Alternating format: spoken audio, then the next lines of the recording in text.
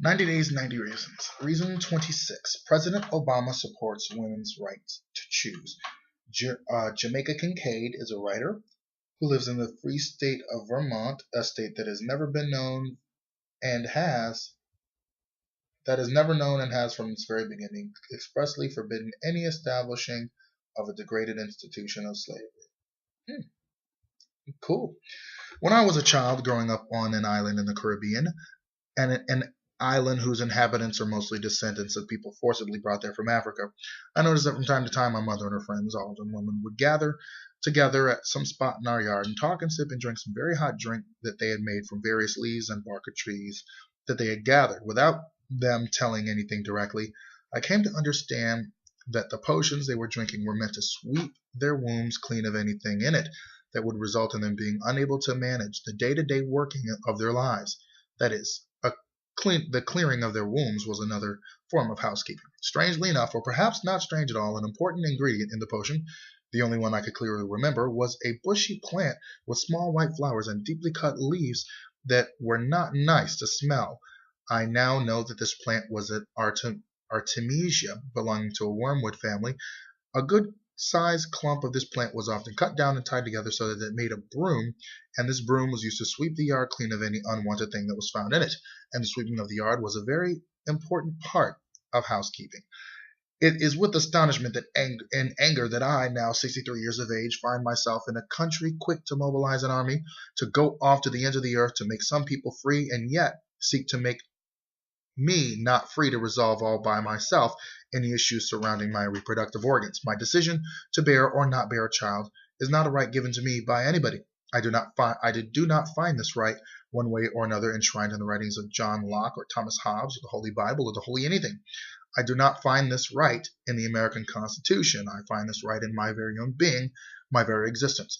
I find this right, and I take this right in my ability to understand and to take into account all that is the reality of my life.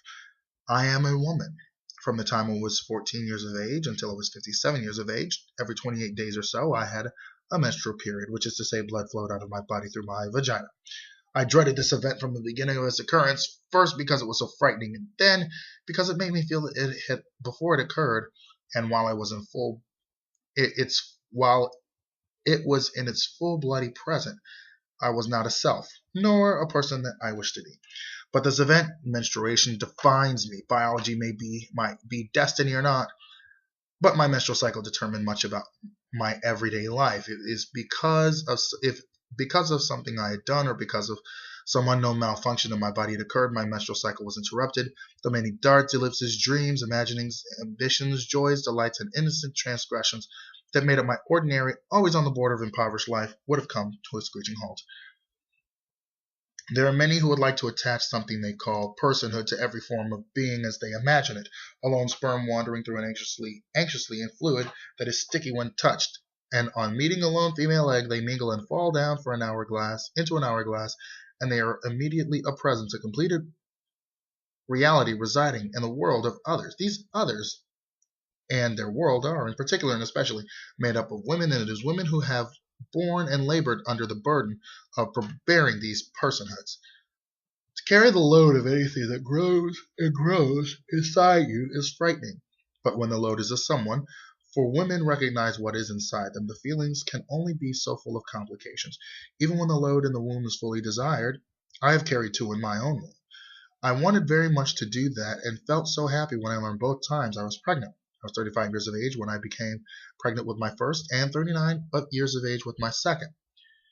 My mother was 30 years of age when her first child was born. In the place that I am from, it is unusual or heard of for a woman of her social position, poor, to be so old as when bearing her first child.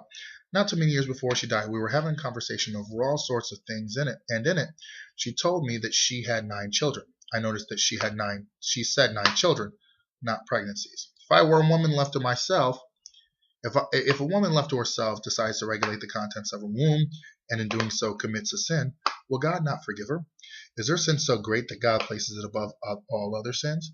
If God and the rest of the world can forgive the German people for their real and true public transgressions, can God not forgive a lone woman faced with the tumult of her life, no matter its consequence, be it poverty or inconvenience or even sheer frivolity?